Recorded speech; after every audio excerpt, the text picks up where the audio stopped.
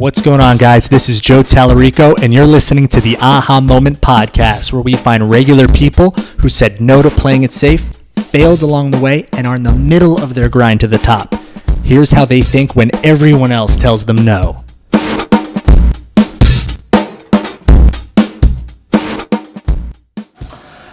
All right, everyone. I am here today with CHELSEA BLECHMAN. What's up, guys? How you doing today, Chelsea? I'm doing great. Can't complain. How are you? I'm doing good. Is this your first podcast you've done? Yes, I've done a little bit with my boyfriend. I really am trying to convince him to start we want to do like a wrestling podcast. We both that would be sick. Like on Wednesday, because there's Monday Night Raw, Tuesday SmackDown, and then I want to do one on Wednesday, like a recap, but I want to call it My Boyfriend's a Heel. So we're working on that. Nice. Well, tell everyone a bit about yourself, what you do, where you're from. Let's see. So I'm originally from Houston, Texas. I grew up there, went to Katy High School. I wanted to be a sports broadcaster, and I was actually working for Sunny 99.1 Oldies for all my Houston people. Did you have like a tagline you had to say there? Like, Sunny 99.1. You heard it here, folks. That's the one. Literally, it was my first start in radio, and a guy I worked with, Jerry Amica, he's hilarious. He's in Chicago now. He was like, "Hey guys, I quit. I'm going to New York, and I'm going to this conservatory for acting." And I was like, "Cool, I'm going to go there too." And he was like, "Haha, yeah, they only accept like 1%. I was like, "Cool, I'm going to go there too."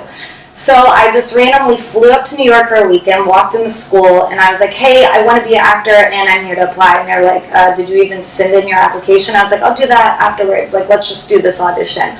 Y'all, I memorized the driving monologue from Uma Thurman and Kill Bill. And when I was done, I acted like I was driving. I'll never forget. It was the worst thing. And when I was done, I said scene, and they're like, "Never say that again." And I was like, great. So I lied. I said I already lived in New York because I thought it'd help my chances. And so I went back to Houston and was working at the radio station. And I get this call like months later, and they're like, "Hey, you've been accepted. School starts in 2 weeks." I was like, cool. Put in my 2 weeks, packed everything, found an apartment on Craigslist with someone who was normal, thank God. And I never looked back, so I went to school for 2 years in New York. Now I'm in LA, and I'm acting, writing, and producing.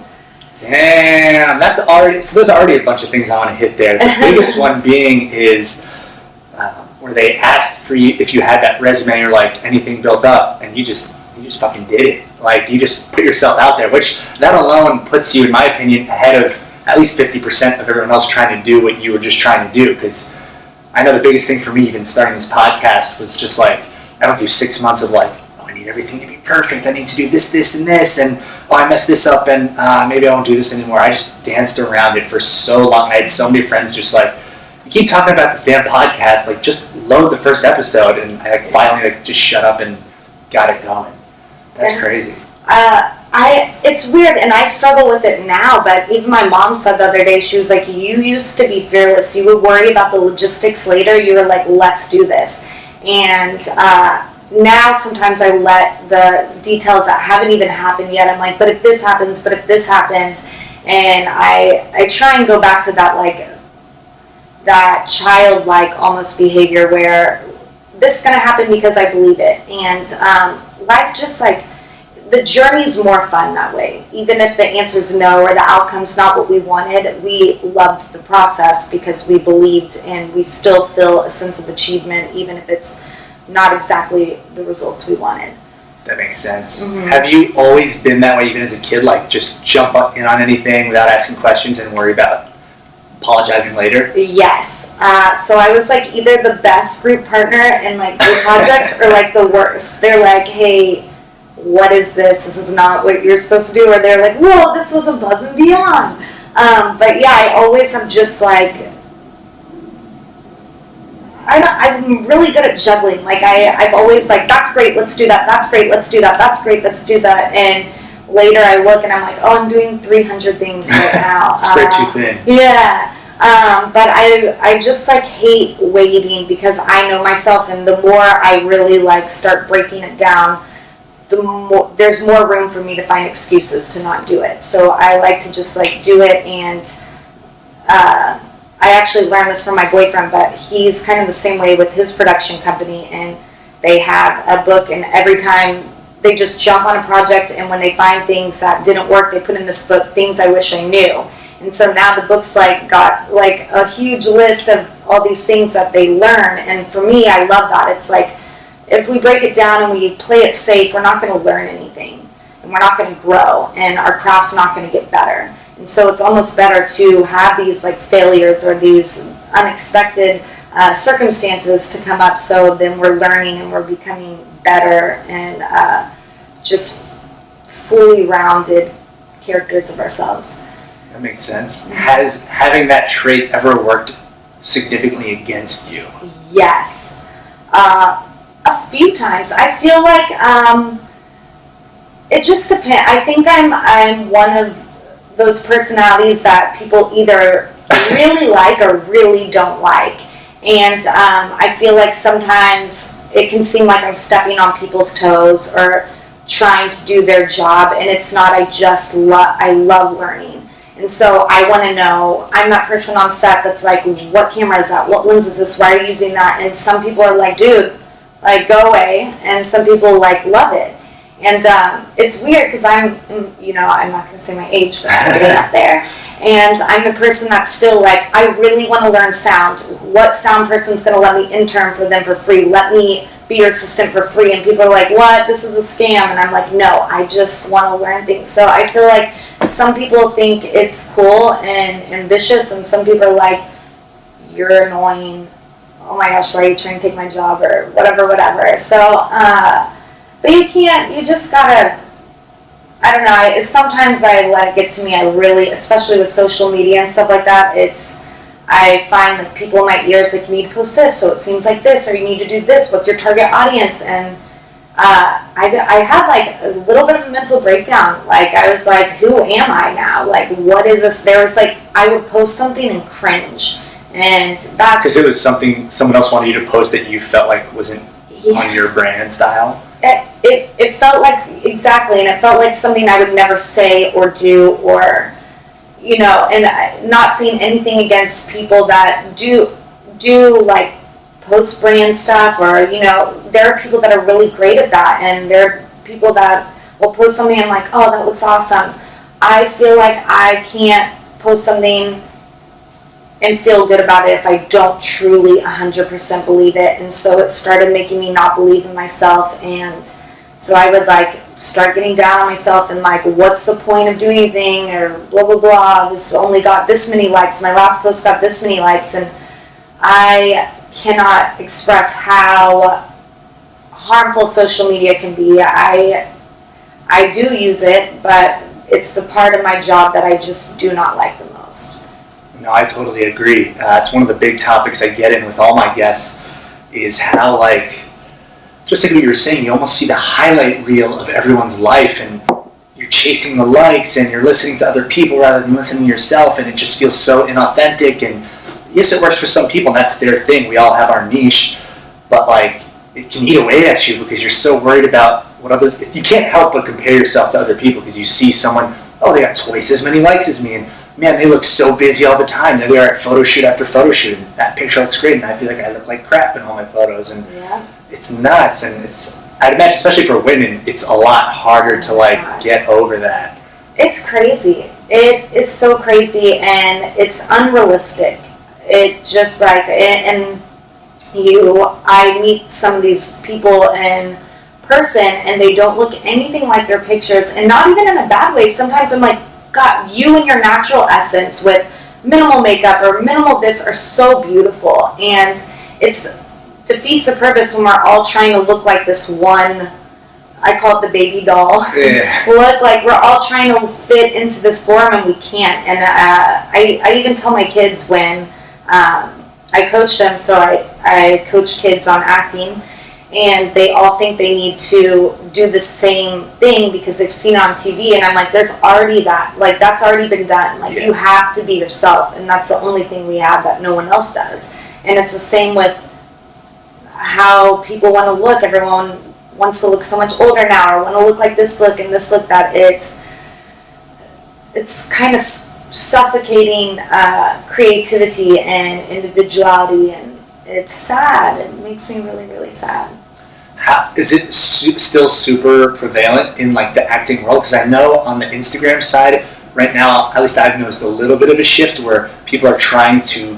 The big trend now is to show your authentic self, and like it's almost going too harsh the other way, where people who were so focused on being perfect are trying too hard to show they're not perfect. Where I don't know how to describe it. Like even that looks altered, where it's like you're trying too hard to be authentic, which is weird because being authentic should be the easiest thing. I agree, and I feel like that's one of those things you can read right away on people. Like your BS meter will go off, and then it's almost doing the same thing. I love hipsters, don't get me wrong. It's almost like that hipster effect. They're like, we're unique, we don't like the norm, and then it's like, okay, now you're trying really hard not to. Yeah. But you know, I feel like history repeats itself, and I hope it will like even out. And I will say in the entertainment industry, the kind of cool thing we're seeing now is everything right now is moving to diversity, and I love that because,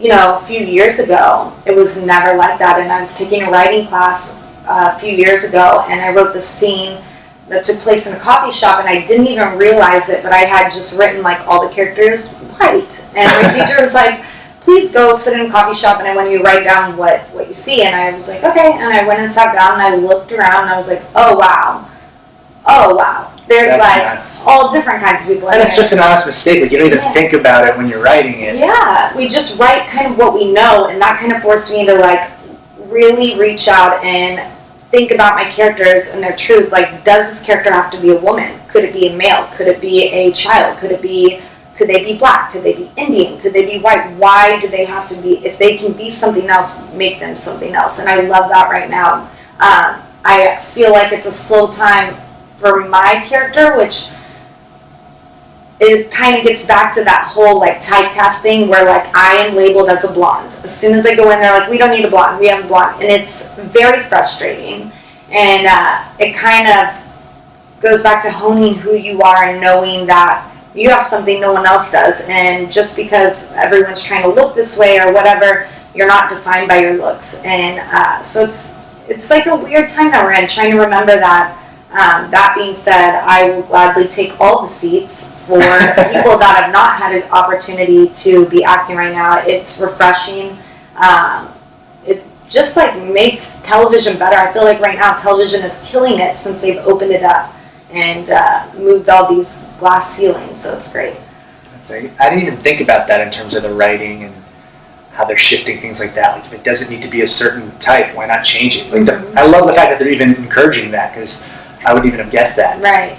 So now explain like a day in your life. Like how does it work for those who don't know what like being an actor or writer or producer is? Like what's the day in the life? Do you just go on auditions every day? Do you have to submit? How does that work? How does booking or writing and pitching? Wow. I always say keep busy, like practicing your craft. So if I have a light day of auditions, which luckily I have a manager and an agent, but I remember the days when I was just like, I'd wake up and I would commit an hour every morning to Actors Access, where I would submit myself. I would reach out on these like groups for like alumni of UCLA and other schools, like, hey, do you guys, who's filming something, who needs someone, or how can I help on set? I was networking really hard, and then when I got into writing, it really happened after I took it actually happened after an audition, and it was just a role that I was like, I really don't ever want to play these roles. I'm better than this. I went to a conservatory. I don't need to be the like orgy girl 3. I'm sorry. You know, and I'll take that role. Right? I just was so frustrated that I was like, should I dye my hair? So I'm taking it more seriously. And finally I was like, you know what? I'm just going to write my own roles. So a friend, Mackenzie, and I decided to write a short film, and we had just seen The Revenant, and we were like, who made The Revenant? And it was Anonymous Entertainment, and we're like, saw that they were starting like a YouTube platform, and I was like, I'm getting us a meeting with Anonymous, and that kind of childlike behavior came back, like, and that somehow I made it happen. We met at the roof of the W, and I had ambitiously was like, and in the third season, and he was like, all right, we barely have a first season, so like, let's take it back. I got seasons 1 through 7 laid out episode by episode for you guys. Yeah. And so basically we did about 400 rewrites for them before it was like, this isn't going anywhere. They're going to yes us to death. I hate this story now. It's taken everything that we loved about it.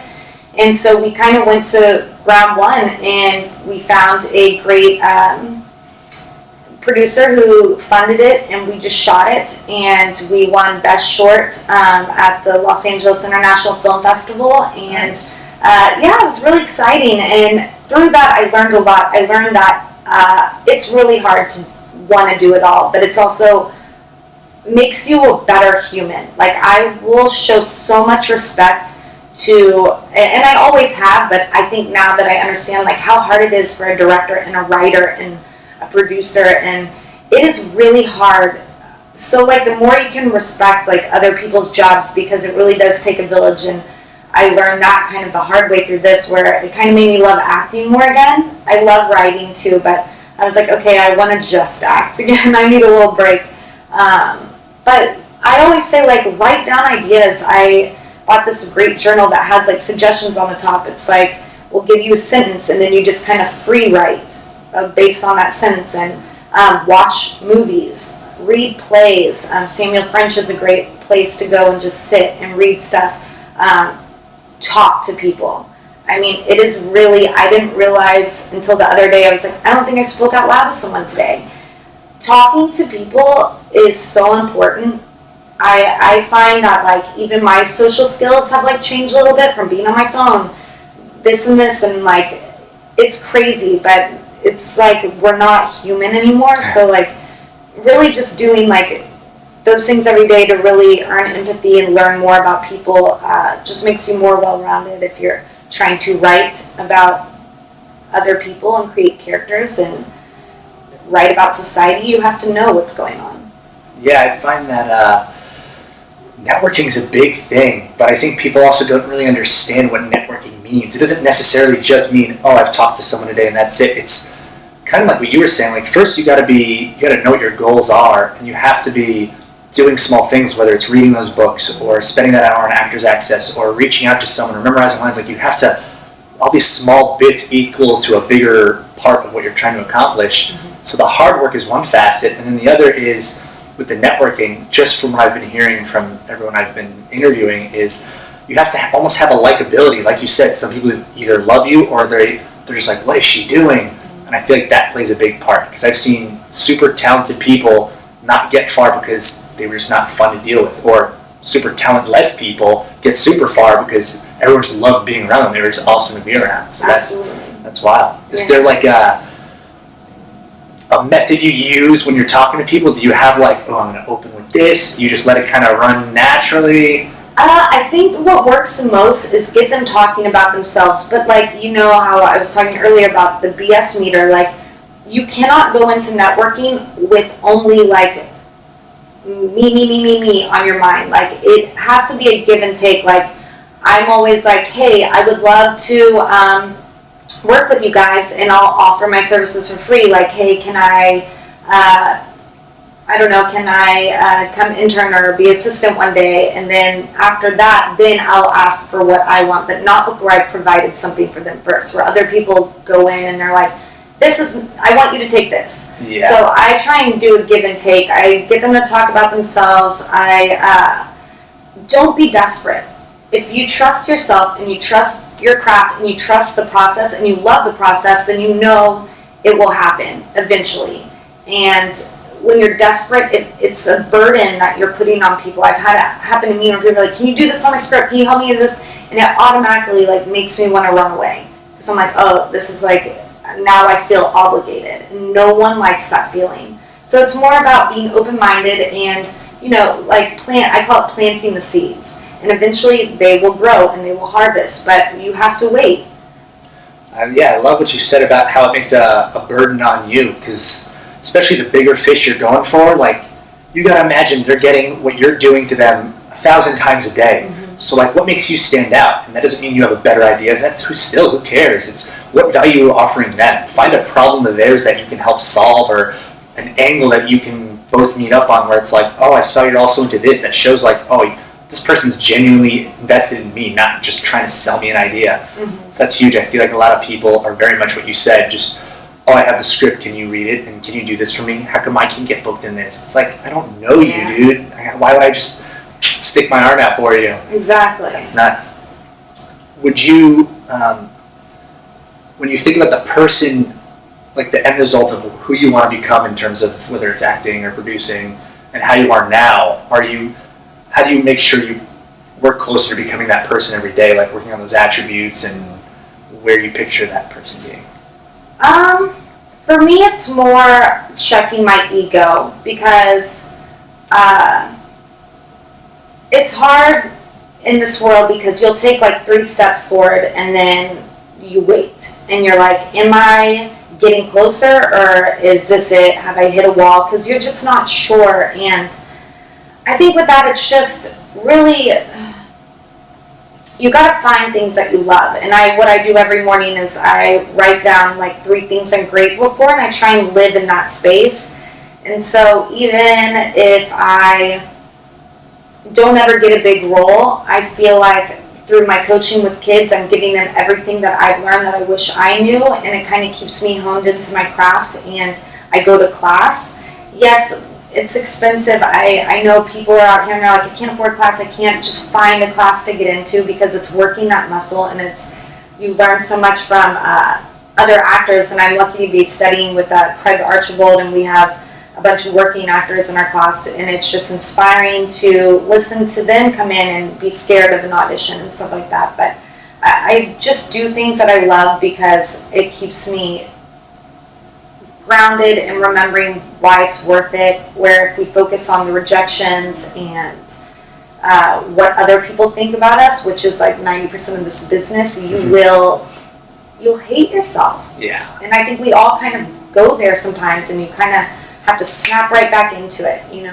I was just reading Amy Poehler's biography, and she spoke exactly about that. She was you can't waste your time worrying about what other people think of you. You just have to do the best you can and focus on the creativity side, and what are you doing to give back? What's your purpose, right, other than working on just yourself? How are you providing value for others beyond once this ends? And you got to find that way to give back and share your talents. Yeah. The one thing I do love about my acting coach is whenever I find out I bombed an audition, or I didn't get the audition I wanted, he's you have a day. I get one day to be upset, but tomorrow I'm back, nose to the ground, going back at it. And so for some reason, when you allow yourself a day, you get over it really fast. You're okay, I'm giving myself permission to be upset right now, and then all of a sudden you're not upset.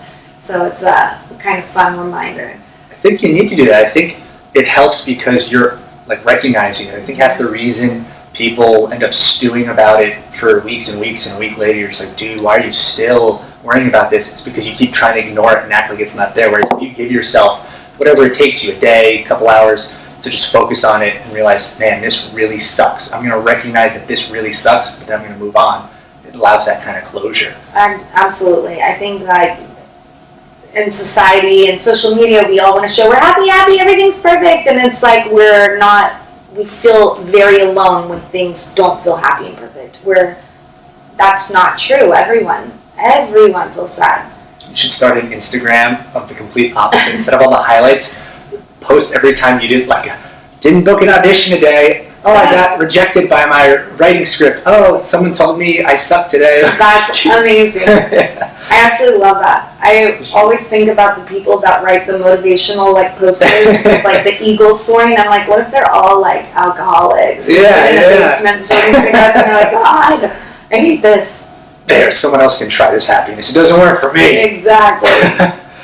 So on that note, what do you do on those days? I know you're saying your coach tells you to take that day, but on the days where they don't go your way or you just get lazy, how do you get yourself to move forward? Like, what's the stuff you tell yourself, or what's the motivation? I've found a way to kind of fuel myself with it. Like, it almost is like I'm one of those people that if you tell me something, I can't do something, or you don't like something, I will make it my vendetta.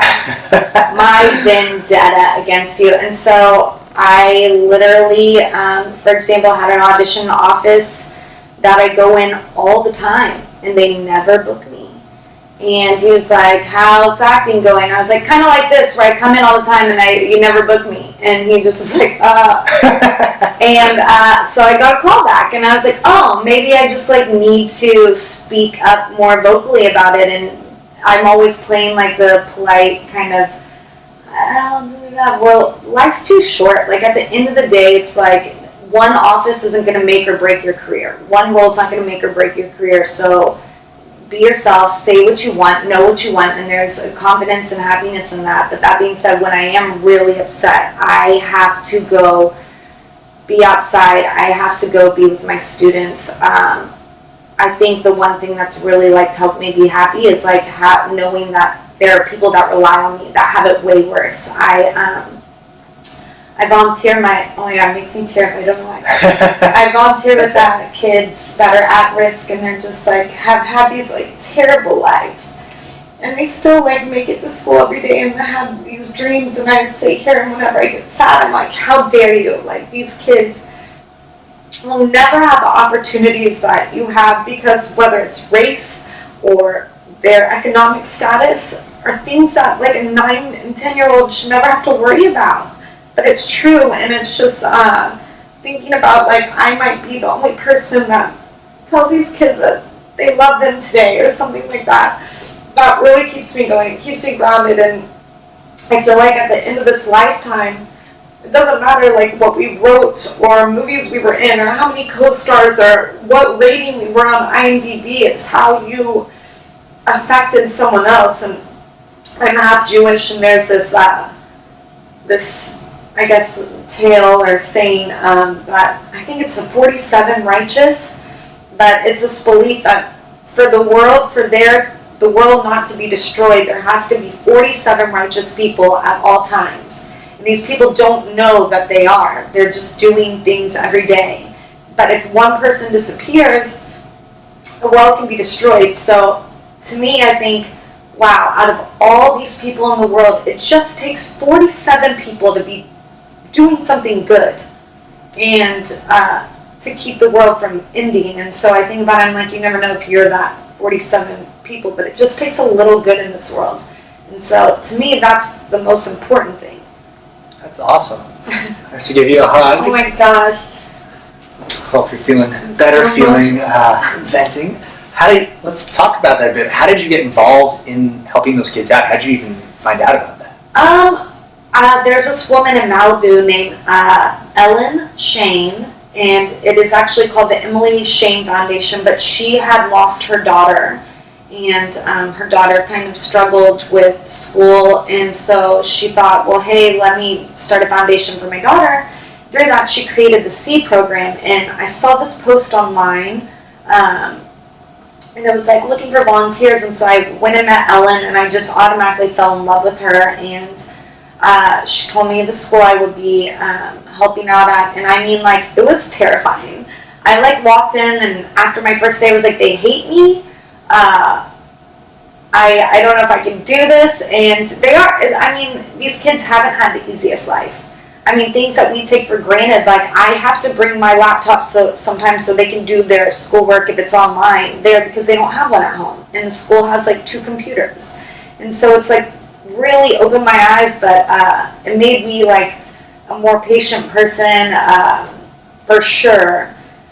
But that's kind of how I started, and you know, after my first year, I was like, oh, like there were like nights where I'd be awake and I'm like, oh my gosh, are they going to be able to get to school tomorrow? Did they have breakfast today? I would freak out. I mean, there was that one day, I don't know if you remember, I think 2 years ago, where there was like a huge bomb threat against all the LA school district schools, and I got in my car and raced to the school, and I was like, like I was so scared, but like you start really like worrying about these kids, and you know, I was like, I don't know if I can handle this again. And of course the year came around and I was like, oh, I can't wait to meet my new students. And it's one of those things where it is so much, but like that's what life is, you know, that's the risk that you want, like loving someone too much. Of course. What was the name of that group again? The C program, and it's through the Emily Shane Foundation. Okay, I'll have to get a link and put that in the description for anyone. Is it just people who want to do acting coaching? Do they have other? This is actually regular school coaching. So this is just for after school program, and they have in inner city and then in Santa Monica, and I think they have a few more schools. I have to ask Ellen, but it's just you go and help kids with whatever they're failing and what subjects they need help with. And it is hard because math has changed since we've taken math. I'm like, I think I need help with this. Yeah, I was talking to my cousin and his kids. There's apparently some new method of doing math. I forgot what it's called. Probably, yeah. And there's like the Shanghai method or something. And it's apparently it's a way where instead of showing the work, you look at a problem. And us, we used to just like, oh, you write it on paper or whatever. But they're taught that there's like 6 different ways you can get the answer, and they look at it all. And he was saying how hard it is to keep up with that because we weren't taught that. It takes like 1 hour to do like 2 problems because they have to show it step by step by step. Even if you look at it and you're like, the answer is this, you have to write down step by step or else you get it wrong. And it's crazy, and it's forcing kids to all think one way when we don't. Yeah. Like there are people that have to say something out loud. There are people that have to visually see it or hear it or like touch it, and forcing everyone to think like in the left side or the right side only of their brain is just ridiculous. That's crazy. Yeah. So what do you do when you're working with them and you can't solve the problem you need help with? I wish I knew this guy's name, but he's amazing, and he makes YouTube videos, and he's like a progressive teacher, and he like, I gotta find it for you guys. I literally am like, I'm gonna go to the bathroom, and then I go like watch his like YouTube video, and I'm like, oh, okay. I come back, I'm like, okay, I figured it out. This is so easy. How come you don't know this? Yeah. That's funny. Now, in terms of goal setting, and for you, and how do you have a specific way you map it out? Do you have it where it's like, here's what I want to be by the end of the year, so now let's break that down into months, into weeks. Do you get that specific, or do you kind of go more off the cuff? I try and be specific. I find like writing things down and crossing things off your list is amazing, and it feels good, and it keeps you kind of focused. I did a 5-year plan, and then I broke it down, and so like I know this year I was like, I want to get a good like recurring co-star, and then like I barely made it. I mean, like a month before the new year, I booked Animal Kingdom on TNT, which everyone check it out. It was really good. There you go. I want to get residuals. Congratulations. Oh, there you go.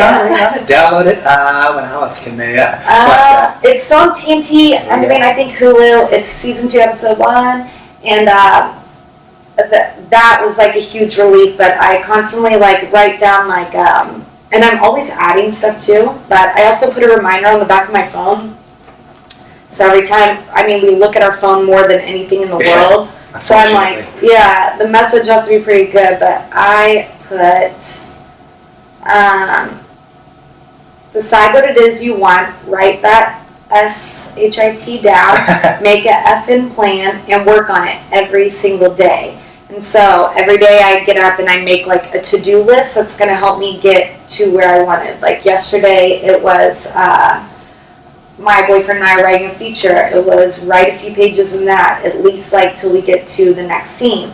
I'm shooting this Sunday, so I went over my lines and I kind of wrote down like, what do I want for my character? I'm coaching 3 kids tonight, so I'm like looking at what do they need to work on, and through that I discover things that, oh, let me do that for myself with this script. And it's just like little things, and they don't have to be monumental. And that's the thing, people are like, I need my dreams to be this, I need my goals to be this. And they expect it to be the next step, but there's like a million little steps you got to do before that. No, and it's like, no, girl, like sometimes, you know, I feel accomplished when I finish like a season of my favorite Netflix show. It doesn't, any little thing, whether it's like, sometimes it's just like getting up and like brushing your hair, like you did that. Like I work better making it, if I get overwhelmed, I start like letting that negativity creep in where I'm like, I can't do this. What am I thinking? Da da da. So it's like, for me, it's these little steps. And sometimes you find that by doing that, your goals change or your dreams change. And that's the best thing about it, I think. How do you shift it when it either changes significantly or like you're falling behind and it isn't working out?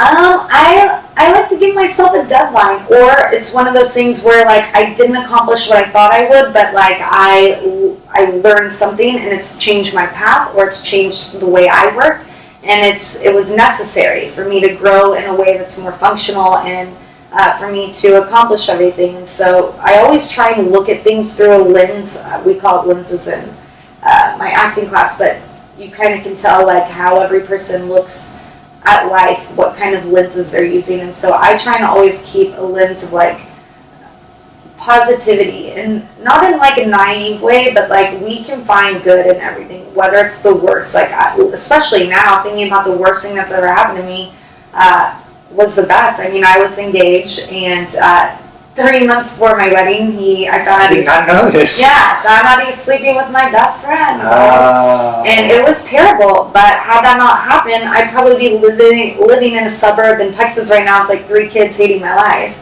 It's crazy how it can just change like that. That's wild. So now I look at it, I'm like, that's the best thing that's ever happened to me. So it's kind of keeping this lens like this was necessary. I needed this. Because if everything were easy, if everything was just handed to us, if we never had consequences, we would be Donald Trump, and that would be terrible.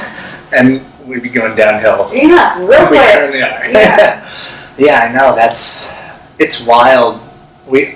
There's a quote that says, we underestimate what we can do in a year, or what is it? We overestimate what we can do in a year, and we underestimate what we can do in like a decade. So it's like people think everything has to be so quick, but it's like if you just focus on one little thing at a time and keep it going, it can be such a game changer. Oh my gosh, Mad Men took like 10 years.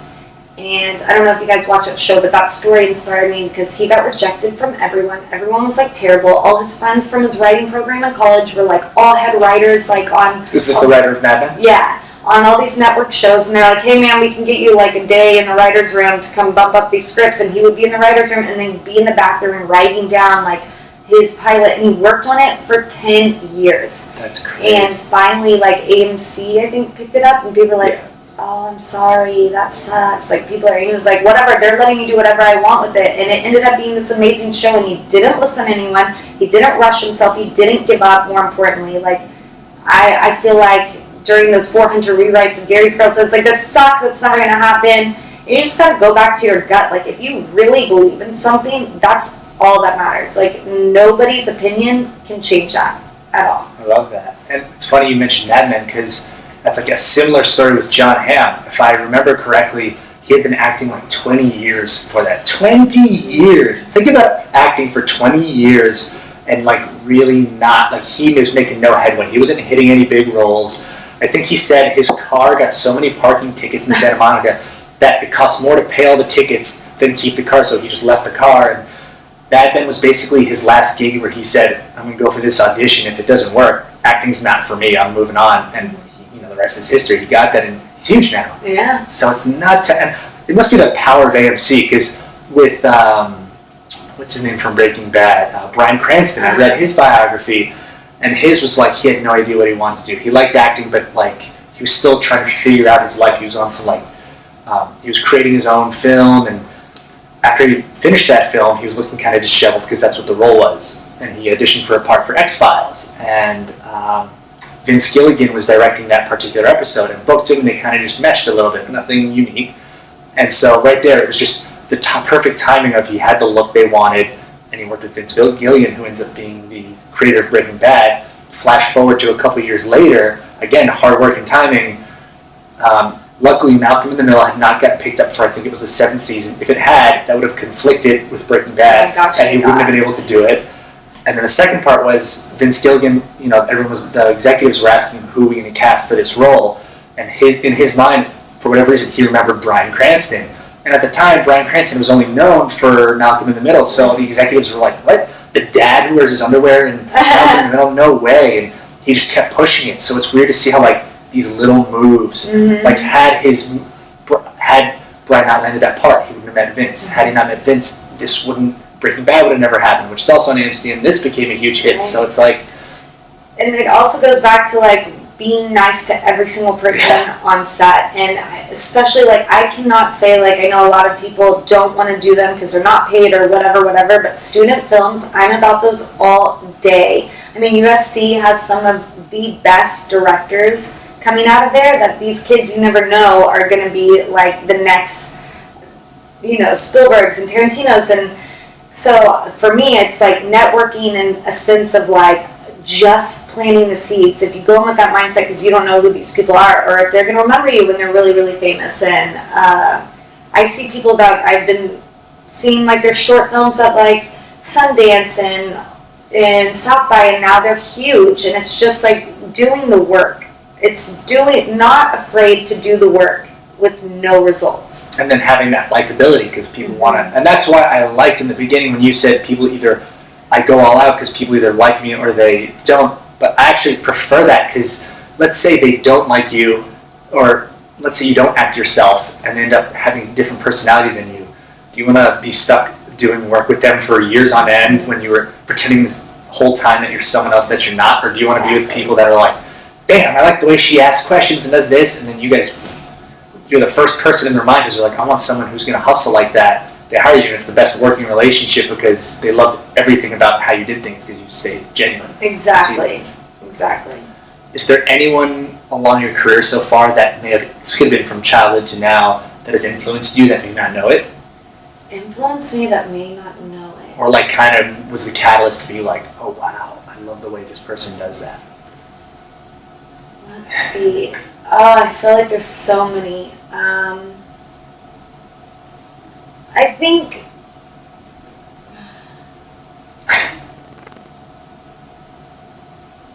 I feel like there's a lot. I think. Or like, what was a big lesson growing up where you were just like, wow, like I never heard, they just worded it in a way that kind of clicked for you? Oh, yeah. I feel like for me it would have been, her name was Miss Tinzer, and I was living in London at the time, and I got to play in this, or Jane Seymour in the school play, and people were like, it's weird, they're like, she has an American accent, and I was like really upset about it, and she explained to me, she was like, in acting you don't have to be yourself, you have permission to be anybody you want to be, and whether that person is British or this could be an American version of Jane Seymour, and to me it was like, oh, I have permission to play and to be something that normally I wouldn't, and that's when I think acting kind of clicked for me, where I was like, we're just pretending and it's not real, but in this moment it was like, no, it's real, you make this person real through you. And not the other way where I'm like, I'm going away now and I'm going to be this person. It was like, no, I'm going to bring my truth to this person. So in this play, she's going to be American. And to me, it clicked right there, and it was fun. And I loved acting ever since then. I always joke about that. Like, I was like, I moved to London to be Jane Seymour in a 3rd grade play because I'm method. I'm so hardcore. I'm hardcore. That's awesome. Yeah. So then on that note, what's something that you think currently holds people back? Like when you look at people that you think are just so talented, but what's holding them back the most? I think it's the way society is set up, honestly. I think that failure is super scary now because economically, both parents have to work now. It doesn't one parent can't work and still afford to provide for a family. Jobs are lower. It's just a hard time to go to school and have all these loans and like debts racking up, and so the thought of failure is so terrifying to people that it is easier to play it safe, even if you hate the grind of your day-to-day job. It's just like, it makes more sense to where like people are like, well, what if acting doesn't work out? What are you gonna do? It's like, I'll find out, but for me, it will never not work out. I will always be acting, and I think at the end of the day, at the end of this life, whether you believe in God or where you go, we do know that like this body is temporary. Money is temporary. The car, every house, everything's temporary except for our accomplishments. And at the end of the day, do you want to accomplish clocked in 100 hours every week, or do you want to accomplish I took a chance, I did it, and it was worth it? Because that is going to be worth it. Everything will always work out. It just does, you know? That's the quote I have on the back of my phone. It's a quote from Jim Carrey that gave at a commencement speech, and I loved it. It was, you can fail at doing what you don't like, so you might as well take a shot at doing what you love, which is so great, because his example was his dad wanted to be an actor, but it wasn't realistic. Same type of concept. It was I had to provide for my family, et cetera, so he got a regular 9 to 5. Then like 15 years, 20 years into that, he got fired. And he ended up in the same position as someone who went for acting and then it didn't work out. So it's like now they're in the same position, except one person actually tried what they liked and it didn't work out. So now they can figure out what they need to do, whereas the other person was just unhappy the whole time. Mm-hmm. What fulfillment is that? Exactly. So, what is there anything you find uncomfortable that, or other people find uncomfortable that you find easy to do? Speaking your mind. I feel like I almost am like too comfortable with it that other people are really uncomfortable. Which must mean you get in a lot of trouble for that. I do sometimes. But for me, I think it's almost like I was being so not genuine for a while that now I'm like, I need to be so fully myself. Whatever my reaction is, like, be organic. You're like making up for lost time. Yeah, that now I feel like it's a little too much, but I also feel like it's something I wish would happen to me. Like, I'm not going to BS you. Like, if I don't believe in that, or I think it's a terrible idea, I'm not going to tell you it sucks, so I'm going to tell you my honest opinion or what I think could be better about it, or if I'm interested in a project, or if I'm not. I mean, I feel bad for my manager, Sarah, sometimes, because I'm like, I should be on the show. Why am I doing this role? I should be doing this. Da-da-da. And I like, no, she's like, I'm trying. And, you know, that's just unfortunately the business. But I feel like I tend to almost be too comfortable doing that. Do you have any good stories of when that like really bit you in the butt? Yeah, I was, the more embarrassing, the better. I was assisting it was right like when I was getting into my last year of the conservatory, and we had to do internship hours, and I was assisting on a Michael Bay film one day, and I was talking, we were kind of sitting on the side, and they're like, what do you think about this or this? And like, of course me, like, I go to the New York Conservatory, I know everything about acting. How great of you to ask me. Here, do you have a pen for these notes? So I just go off, and I Google everyone you audition for. Google the director, Google the writer, Google everyone. Like, look them up and know who you're talking to, because I basically shit on how long the scene was, all this bad stuff, to Michael Bay, guys. I have no idea what he looked like. And he verbatim was like, I hate when people that have never made a movie act like they know what it's like to make a movie. And flash forward to now, when I did my first short, and it was so hard writing, filming, producing, that I think back at that Michael Bay moment, and I'm like, Chelsea, you're a dick. Like, it is so hard to make a movie, and you just told him the scene was too long, and I totally get it. Michael Bay, if you ever hear this, I am so sorry. What do I know? Because it, like, sold out box offices. So. I'm going to try to get Michael Bay on here and get this repaired and solidify this relationship. Terrible. That's crazy, though. How long after did you find out, like, oh, he's a somebody? Oh, I knew as soon as they were like, that's Michael Bay. I was like, oh, great. Because this was Transformers. So it was already like Pirates. Was it Pirates? Listen, Transformers is never going to work. You're not going to get past one Transformers movie. I mean, come on. Oh my gosh, too. We had to write a sitcom and pitch it as our graduation thing. They brought in like all these studio heads, and we like pitched television shows to them, and like what window, demographic, when we thought it would be a good day for it.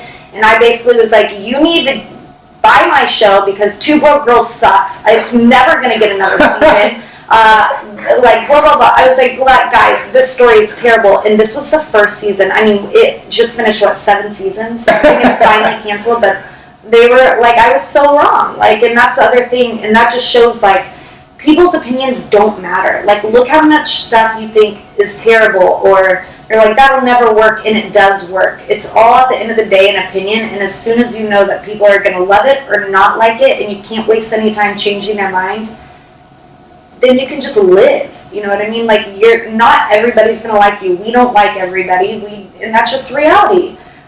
Treat people kindly, respect people whether you agree or not, or like them or not, but you don't have to like something, and that's the thing, you just don't.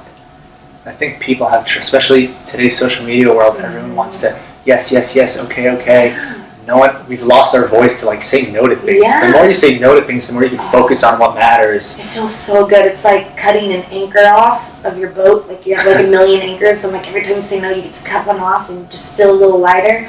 There you go, guys.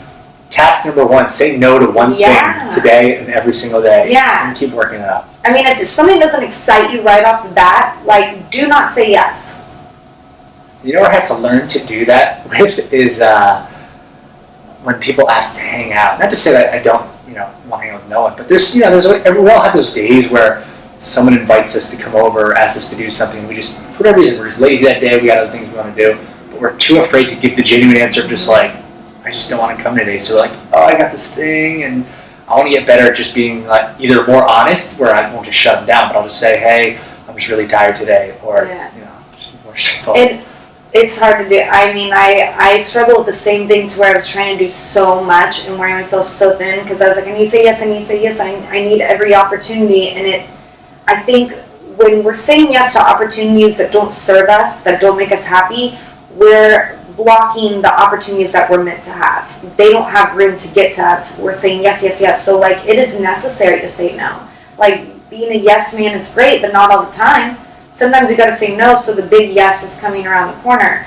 And that was the hardest thing for me to learn, but the most important. I cannot express how important it was for me to say no to things. It's probably the biggest life lesson.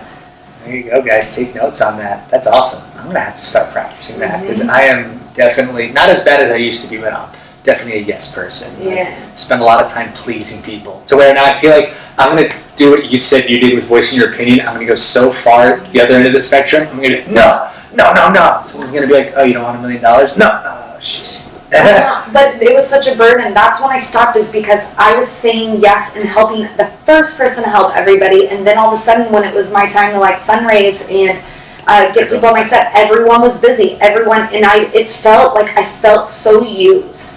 And then at the end of the day, I was like, well, you can't get mad. You said yes. Yeah. And it goes back to me saying, like, do things with the intention of just helping and hoping that, like, they can return favor, you can get a favor. And then sometimes it doesn't always work out, but that can't be the reason that you network or go volunteer or help people, because life is just like, people aren't going to be the same as you. But your truth is to always go in with a good intention, live in that lens of gratitude when you wake up. And that's how you're going to keep going, because you're not going to be negative. You're not going to feel like, I was cheated. I just learned. I was like, okay, so I need to say no then, unless it's a project I believe in. If I don't, hey, thanks for sending me your script. I'm too busy working on this right now. I can give you some notes, blah, blah, blah. But as far as that goes, like, you just have to. What was your biggest failure along the way thus far? What was like the one thing that almost took you out? Ooh. How did you learn from that? The biggest thing that nearly took me out. Like, it might have just emotionally took a toll on you. It might not have been a big thing, but emotionally you were just like, damn.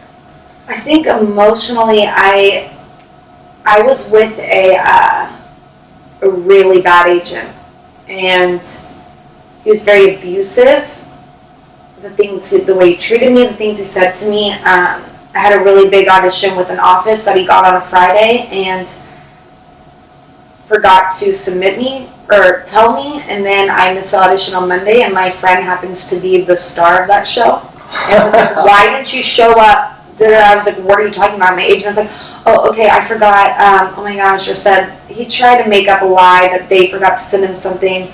So he told them that I had been in a car wreck, and he was like, I told them you're in a car wreck, just go along with it, you're going in tomorrow. Well, television doesn't work like that. The audition was Monday, it's now Tuesday. They've moved on. Yeah. So I was like, either like someone's being nice and is like, come on in.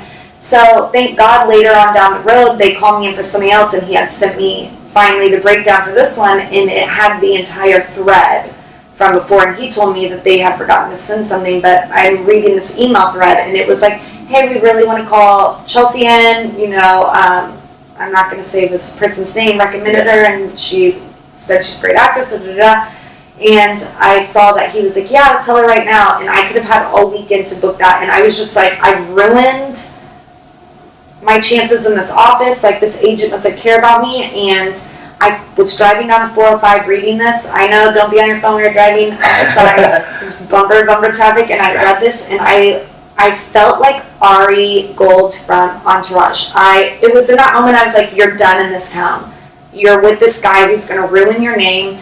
He's so abusive to you. Like at the time I was taking like 5 workshops a week, class 2 hours a week, writing. And he was like, you're lazy. Wow. I mean, it was like, when someone talks about your character, and it was to a point where it's like, and, you know, that's the thing about abusive relationship is like, people aren't terrible all the time. If they were, it'd be easy to be like, F you, I'm out of here. But like, they're terrible and then they're really nice, and you're like, oh, they got me back in the room or whatever. And it was just that moment where I was like, I'm done with acting. And then I was like, no, like, you're better than this. Like, and I remembered, you know, people had told me like, one office isn't going to make or break you, even if they never call me in for the show. I called him on speakerphone, and I mean, like, other cars were looking at me because I was like yelling. I was like, I am not lazy. I am not someone that you can lie for. I have all the threads right here. I am printing this for my contracts. Like, do not contact me. We're done. And he like literally, I mean, it was to the point where I had to almost like get like restraining order. He would like contact me through other photographers. Wow. It was like very strange. And that goes back to like, if you're in this industry and you find a manager and agent, if you want to be friends with them, and not necessarily best friends, but if there's someone you don't like, don't stick around. Yeah, they work for you. You have to, it has to be a relationship, you know? And so with me, I was like, oh, I don't have to like them, they just have to get me in the room. No. They have to believe in you, and you have to believe in them. Otherwise it's, you know. That's huge advice there. Anyone trying to get into acting, keep that in mind, because I'm sure, I mean, you're hearing it right here, how that backfires real bad. Yeah. That show, were you going for like a big part? Was that for like a... It wasn't a huge part, but it was at the time where I like really needed co-stars, because it's like you gotta get your co-stars, then from co-stars you get your guest stars, then from guest stars you get your recurring, and then from recurring you get, and they're like these little steps. And so I was playing the ladder game where I'm like, I gotta get a co-star so I can get the next one. And then my coach, Craig, who I just can't say enough out of, you're looking for a good acting coach in LA, Craig Archibald. But he was like, well, we can do that. We can climb the ladders, or you can just work on your craft. Even if you're not auditioning, you just get so good. Every day you're filming yourself and watching yourself on tape. Are you doing this? How are you believing this? Are you breaking down a script? Break it down the script for the fun of it. And just get yourself at that level of you're a star name of the show, and then go in at the top. It's like, because at the end of the day, yeah, right now maybe they're like, how many followers do you have? Who do you know? At the end of the day, talent is always going to win. And so he was like, it reminded me to like not focus on these little like, I need to do a co-star so I can do this and this and this. It's like, no, just do, like, work your muscle, be good, you know? It's just like, when people are like, when am I going to see you like in a movie? I'm like, that's the worst. Oh when they're just like, what are you up to? Yeah. When are you going to make the big leagues? Yeah, and the truth is, it's like, well, when are you going to own your own business? You know, it's like, it's just like everything else. Like, it's a process, and you have to be the best, and that means like really working on your craft, taking classes, reading scripts, watching TV, finding out who you know. Like, the worst is when someone's like, well, what roles do you see yourself in? And your mind kind of goes to that, like, orgy girl number 3. That's how I get called in. And it's like, no, it's like knowing, like, well, what roles do I see myself playing? What characters do I want to play? What actors do I really like? And, you know, we all kind of want to say the right thing, but it's like, the right thing is what you believe. And that's the end of it. If you think, I don't know, some people really like Nicolas Cage. That's okay. Like, if that's your favorite actor, say that's your favorite actor. There's no shame in that. I think Jurassic Park is one of the best cinematic movies of all time. I want to be Mr. Bean. How do I go Oh about my being gosh. Mr. Bean? UCB improv. There you go. I have done improv when I was initially came out here for stand-up and improv. I did UCB and Groundlings, and those are such fun programs and totally different programs to be a part of, which I hadn't known until I did them. But so much fun. Talk about getting out of your head and trusting other people. Those are awesome for that. Also, if you get in a point where you hate acting, for me, UCB made me fall in love with acting again, because I was like, oh my god, I'm not hitting my mark. I need to pick the drink up when I say this line, and like UCB is like, just like do whatever you want. Just go. Yeah. Their whole tagline is "Don't think." Yes. So it's amazing. Awesome. How do you know when to keep going versus when to quit? Because sometimes that's like a line people don't know. You know, some people go too far. Yeah.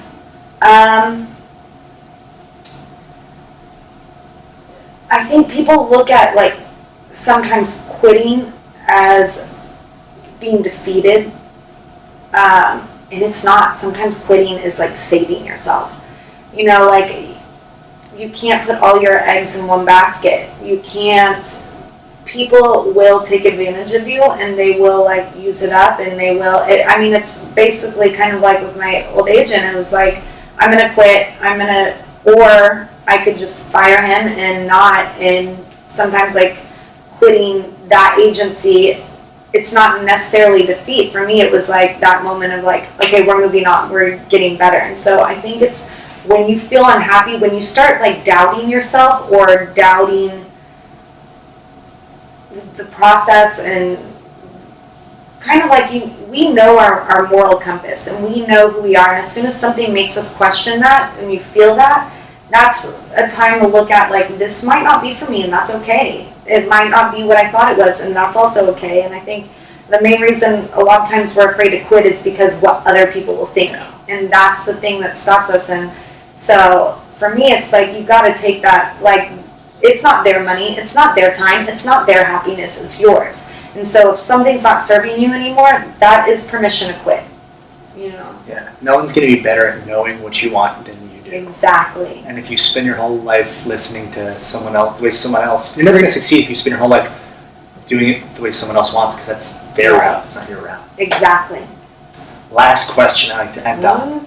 It's called the mind-action gap. We kind of touched on it before. It's the whole, in this case, I want to be an actor, to actually going on the steps to going on Actors Access or finding an agency or all that. And then we all have those friends that like, oh, I'm going to be an actor, and they spend 7 years talking about how they're going to be an actor, but they're not even signed up to a website or with an agent or with anyone. How do you get someone that like, shut up and just do it, man? Like, what's your one piece of advice of like actionable step of closing that gap? My first step, I think, well, it's like the law of physics, like something in motion can't be stopped. Is that the right one? An object in motion stays in motion. Motion unless something stops it. So it's like the first step is like just doing it. And like, I feel like it's the same with setting goals. We look at it and we're like, how to be an actor? Must be in a movie. And it's like, no. To be an actor, like it's the same. To be a doctor, you go to school for that. Like, to be an actor, it's the same thing. To be good at it, you start. I mean, I can honestly tell you right now, I fully believe I'm a great actress. Was I when I auditioned for the conservatory and I said scene? No, I wouldn't have let myself in that school. But it was hours and hours and hours of training, just like anything else you do, just like dancing, just like being a doctor, just like being a vet, just like any craft. You have to practice. So my first step would be get in a class. You might not like acting. I know that I've had a lot of friends come and go from LA because they're like, I'm pretty, people laugh at me and like me, I'm going to be an actor. And people think it's easy. And acting is not easy. I'm telling you right, there are days when it's not fun.